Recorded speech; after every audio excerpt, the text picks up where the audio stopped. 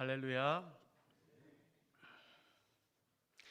다니엘은 주일학교 어린이들에게 많은 인기를 얻고 있는 인물 가운데 한 사람일 것입니다. 골리앗과 싸우는 다윗의 이야기와 더불어 다니엘의 이야기는 확실히 어린이의 상상을 자극하는 그런 요소가 있습니다. 하지만 매년 11월이 되면 초교파적으로 실시되는 다니엘 기도회를 통해서 이곳에 계시는 성도님들께서도 다니엘처럼 구별하여 뜻을 정하고 기도함으로써 기도의 응답을 받고 하나님의 살아계심을 체험하신 분도 계실 거라 생각됩니다. 구약의 계시록으로 평가받는 다니엘서는 포로로 끌려간 다니엘과 세 친구들이 풀무불과 사자굴 속에서도 하나님의 인도와 보호하심으로 안전하게 살아날 수 있었음을 보여줍니다. 아울러 다니엘이 본 환상 7장에서 12장을 통해서 하나님께서 이스라엘의 멸망에도 불구하고 여전히 제국의 흥망성쇠를 주장하시는 역사의 주관자이심을 선포하고 있습니다. 특별히 다니엘서를 통해 통틀어 볼 때 가장 중요한 주제는 세계의 통치와 하나님의 통치가 어떻게 관련이 되는가 하는 것인데, 이 땅의 정치 권력은 모두 하나님의 계획 아래 정해진 것이므로 그 정해진 기간 안에서만 유효하고 마침내는 하나님이 다스리시는 나라가 된다. 그리고 그것이 영원히 선다라는 것입니다. 이러한 내용은 이 땅 가운데 하나님을 알지 못하는 이방 문화의 다스림을 받으며 엄청난 시련을 겪고 있는 하나님의 백성들에게 큰 위로가 될 것이고, 현실이 아무리 어려워도 끝까지 희망 가운데 믿음을 지키며 살아가는 사람에게는 힘을 줄 것임을 말하고 있습니다. 오늘 말씀이 선포되는 가운데 저와 여러분에게 주시는 하나님이 주시는 그런 위로와 희망을 얻고 믿음을 지키며 힘을 공급받는 시간 되기를 간절히 소망합니다. 다니엘서 1장은 다니엘과 그의 세 친구가 뛰어난 지혜자로 이방 왕궁에서 높은 자리에 오르게 된 이야기의 과정을 담고 있고, 또한 다니엘서 전체의 서문 역할을 하고 있습니다. 우리가 특별히 하나님이 주어인 문장에 특별한 관심을 기울이며 오늘 본문 말씀을 읽어볼 필요가 있습니다. 3절에서 16절 말씀은 바벨론 임금의 음식과 포도주 문제를 두고서 다니엘이 자기 뜻을 이루어낸 것과, 그리고 17절에서 20절 말씀은 다니엘과 그의 세 친구가 다른 포로 소년들보다 더 슬기로운 자들로 바벨론 임금으로부터 인정받게 되는 바를 알려주는데, 그러한 과정의 배후에 하나님의 계심을, 하나님이 역사하심을, 하나님이 인간의 세계에 관여하시고 간섭하심을 보여주는 말씀이 9절과 17절 말씀입니다. 9절과 17절 말씀을 함께 읽어보도록 하겠습니다. 9절 시작. 하나님이 다니엘로 하여금 환관장에게 은혜와 긍휼을 얻게 하신지라. 아멘. 17절 시작. 하나님이 이 네 소년에게 학문을 주시고 모든 서적을 깨닫게 하시고 지혜를 주셨더니 다니엘은 또 모든 환상과 꿈을 깨달아 알더라. 아멘. 1장의 시대적 배경을 설정해 주는 2절에서도 주께서라는 표현이 나옵니다. 주께서 여호야김과 하나님의 전 그릇 얼마를 그의 손, 즉 느부갓네살 왕에게 넘기심에 그가 그것을 가지고 라고 함으로써 느부갓네살의 이 행위는 그저 하나님이 먼저 하신 일의 결과인 것을 알 수가 있습니다. 믿음을 지킨 성도는 하나님께서 보호하고 지키십니다. 승리하게 하십니다.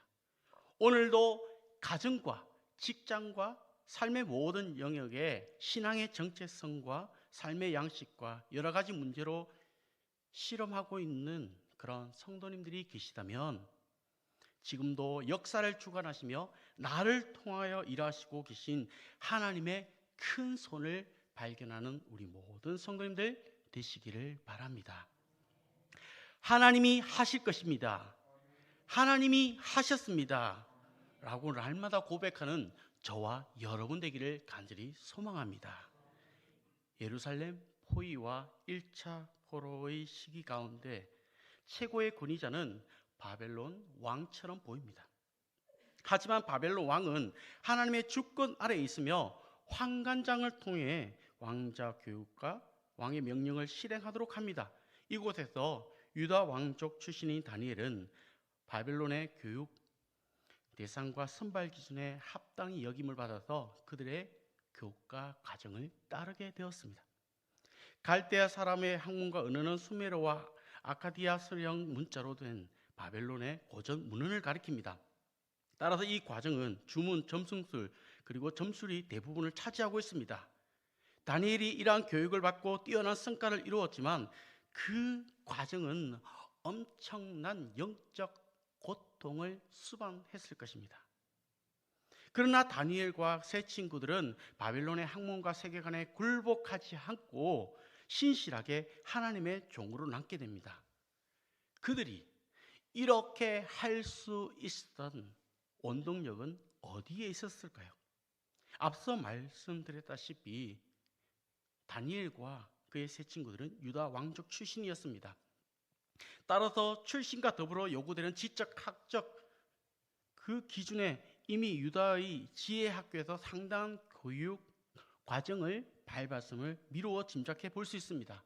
그렇다면 이들은 언약과 율법에 대한 지식, 꼭 하나님을 아는 근본적인 지식을 소유하고 있었고 이때에 받은 철저한 신앙 교육은 바벨론식 교육을 받으면서도 지금 상황은 이러하여도 나는 내 속은 내 영혼은 하나님의 사람이야. 겉으로 내가 이것에 배워야 하지만 나를 지키시고 나를 보호하시고 지금도 역사하시는 분은 하나님이시야. 이런 믿음이 있었기에 그 모든 어려운 영적 고통의 가운데서도 여호와를 지키는, 여호와를 굳이 위하는 신앙을 지키는 이 원동력이 되었을 것입니다.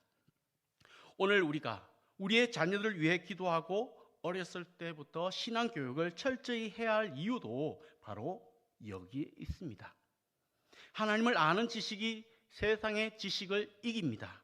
앞으로 반드시 회복될 것입니다마는 기독교가 제9시를 다하지 못하고 세속 권력과 문화의 흐름 속에 사로잡혀 있는 세상 속에서 다니엘과 그의 세 친구들처럼 승리하려면 교회와 더불어 가정에서도 부모님들이 자녀들에게 하나님의 약속과 율법과 지식을 삶으로 가르쳐야 할 것입니다.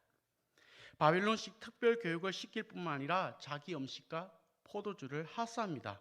그것은 당시 포로민들에게 엄청난 특권이었고 다니엘과 세 친구들 외에 다 유혹에 넘어간 것을 보아서 알 수 있듯이 저항하기 어려운 유혹이었을 것입니다.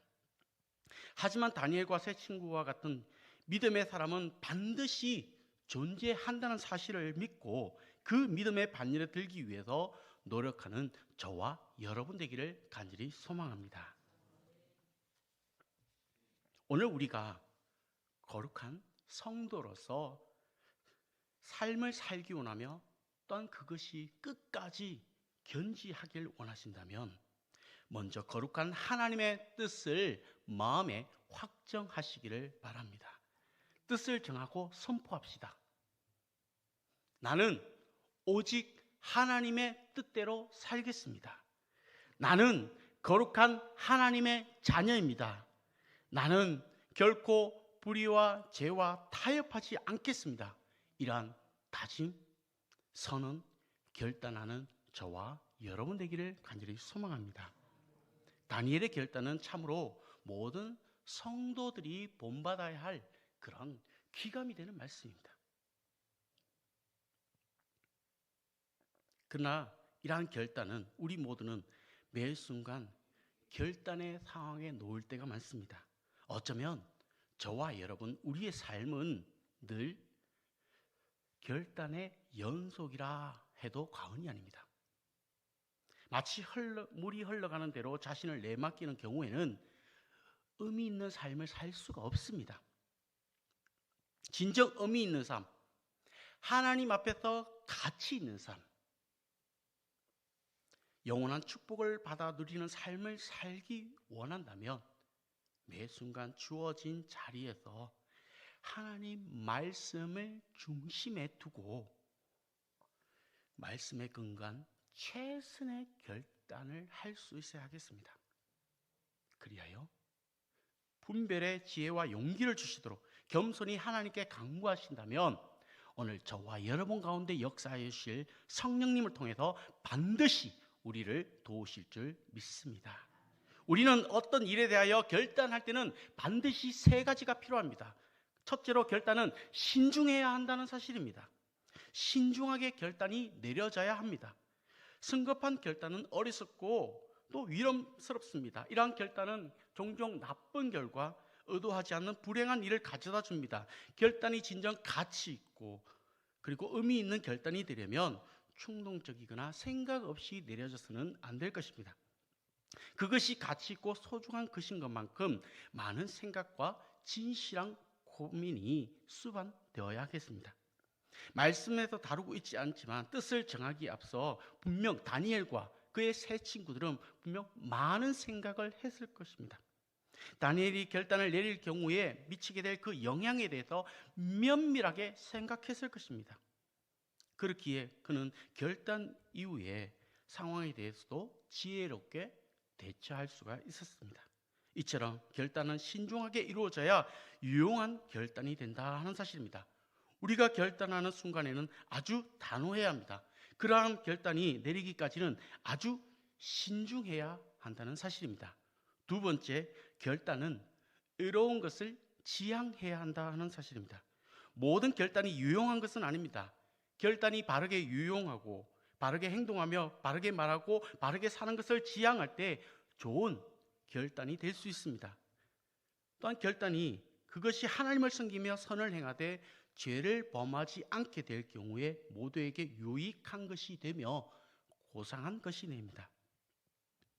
아버지께 등을 돌리고 떠났다가 하나님께로 돌아가고자 했던 탕자의 결단, 민족의 구원을 위하여 죽으면 죽으리다 라고 마음을 갖고 왕께 나아간 에스더의 결단, 여호와만 섬기기로 한 여호수아의 결단, 사도행전 5장 25절 제사장의 말보다 하나님께 순종하기로 한 사도들의 결단, 형제를 실족시키지 않기 위해서 고기를 먹지 않겠다고 한 바울의 결단, 이러한 의로운 결단이 유용하게 하는 결단입니다. 세 번째 결단은 하나님의 도우심을 의지하는 가운데 결단이 내려져야 한다는 사실입니다.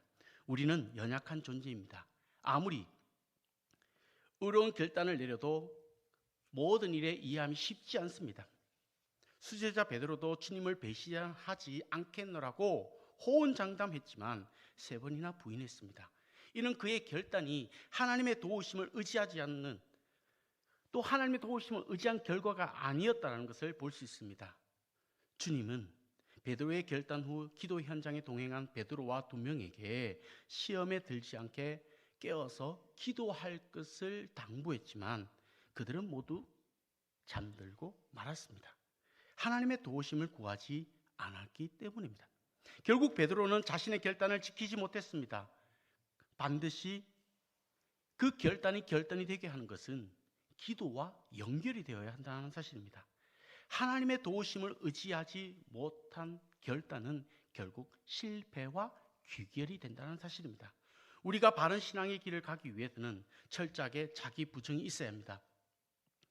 내가 손에 쥐고 있는 것, 내가 마음에 소중하게 여기고 있는 것, 내가 세상 가운데 사모하는 것이라도 그것이 하나님의 뜻이라면 과감하게 내려놓을 수 있어야 합니다. 그러한 자세를 견지할 때 우리는 진정 하나님께서 바라시는 여호와 신앙을 지킬 수가 있습니다. 우리 안에 자아가 살아있고 자신의 욕망, 욕구, 세속적인 삶, 세속적인 욕망에 대한 탐닉이 가득해서는 신앙의 삶, 하나님의 축복을 받아 누릴 수가 없다는 사실입니다. 그러므로 우리는 진정한 신앙인으로서 자신을 세우기 위해 먼저 하나님 앞에서 철저하게 자기 부정을 배울 수 있게 되기를 바랍니다. 예수 그리스도는 죄가 없으셨지만 철저한 자기 부인과 십자가 죽음을 통해 모든 사람을 구원에 이르게 하셨습니다. 우리 안에 예수가 있고 예수로 충만하다면 많은 사람을 생명의 삶으로 이끌게 될 줄 믿습니다. 21절 저자는 다니엘, 그 다니엘은 활동한 기한을 고레스 원년까지다라고 밝히고 있습니다. 고레스 왕은 바사 제국을 건설한 인물로서 그의 원년은 BC 538년을 가리킵니다. 다니엘이 바벨론으로 끌려온 해는 BC 605년으로 그때 나이를 15세에서 20세로 추정한다면 그때 나이를 15세라고 보아도 그가 고레스 원년까지 활동하고 있었다면 그는 약 80세 이상 생존하면서 65년 이상을 바벨론과 메대와 바사 제국의 선지자로 활동했다는 것이 됩니다. 이는 다니엘 6장 28절 다니엘이 그때까지 형통했다 기록하고 있고 10장 1절에도 다니엘이 고레스 왕 3년에 하나님께로부터 또 다른 계시를 받았다라고 소개하고 있습니다. 우리는 의인 한 사람이 다른 한 사람에게 미치는 영향이 얼마나 큰지 알 수 있습니다. 예수님이 우리를 위해서 십자가에 죽으시고 내어주심은 예수님의 그러한 희생은 전 인류의 구원의 토대를 마련하였고 또한 바울의 활약으로 온 세계의 구원과 소망을 가져다 주었습니다. 세상적으로는 의인 한 사람은 아무것도 아닙니다. 그러나 그 의인 한 사람이 하나님 앞에 신실하게 설 때에 하나님께서 그 한 사람을 통해서 놀라운 일을 이루어 가신 줄 믿습니다. 하나님께서 의인을 통해 권능을 나타내시고 당신이 기뻐하는 일을 행하십니다. 사랑하는 성도 여러분, 오늘날 이 시대 하나님이 찾는 의인 한 사람이 되시기를 바랍니다. 이 시대 하나님이 찾으시는 다니엘이 되시기를 바랍니다. 뜻을 정하여 자신을 정결하게 지키고 하나님을 경외하며 말씀에 절대 순종하시기를 바랍니다. 이와 같은 삶을 살아내어 이 시대에 소망을 주어 하나님이 기뻐하시는 하나님의 사람 성도로서 이 땅에 본을 나타내는 우리 모든 성도님들 되시기를 바랍니다. 방향을 잃고 녹슬어져 없어지는 인생이 아니라 예수 그리스도로 표대를 정하고 따라서 없어지는 인생을 사는 자 되기를 소망합니다. 오늘 말씀이 의로운 성도들이 불굴의 신앙과 신앙 승리를 가져다 주는 이유가 여기에 있습니다. 다니엘과 세 친구가 이 신앙의 정체성을 훼손할 수 있는 문제에 직면하여 타협하고 또 순응했다면 그들은 처음부터 패배자요 또 비굴한 타협자요 신앙의 변절자로 남겨졌을 것입니다. 그러나 그들은 처음부터 뜻을 굳게 정하고 하나님만을 경외하는 삶을 살아 결단했기에 이후로도 타협하지 않는 삶, 당당하고 의연한 삶을 살았습니다. 저와 여러분, 이제 신앙의 출발점은 어떻습니까? 여러분의 신앙의 출발점, 하나님 앞에 바로 서 있지 않다면 삶의 기초를 든든히 세우시기를 바랍니다. 남은 저와 여러분의 인생을 어떻게 세워가시겠습니까? 뜻을 정한 뒤에 타협하시기를 거부한 다니엘과 그 세 친구를 도우시고 굳게 서도록 붙드신 하나님께서 여러분들의 어려운 뜻, 경건한 뜻이 굳건히 서도록 붙드실 줄 믿습니다. 기도드리겠습니다. 거룩하신 하나님, 우리가 하나님 앞에서 말씀대로 살기 원합니다. 세상에서 하나님 백성답게 살게 하시고 다니엘처럼 뜻을 정하여 살아계신 하나님의 능력과 주권을 나타내는 도구로 우리를 사용하여 주시옵소서. 우리 스스로의 다짐과 결심만으로 거룩함을 온전히 지켜낼 수 없음을 고백하오니 성령 하나님, 우리 안에 충만하게 역사하여 주셔서 이와 같은 삶을 살아내도록 도와주시옵소서. 하나님 앞에 오늘 이 시간 주님 앞에 모든 1,000번째 예물과 신령 감사 예물을 드립니다. 이 예물이 하나님께 드려질 때에 그 모든 마음과 그 중심을 살펴보시고 은혜를 더하여 주옵소서. 모든 것이 하나님의 은혜임을 고백하는 삶을 살게 하여 주옵소서. 드려진 이 예물이 하나님께 뜻하신 곳에 거룩하게 사용되게 하옵소서. 예수님의 이름으로 기도드리옵나이다. 아멘.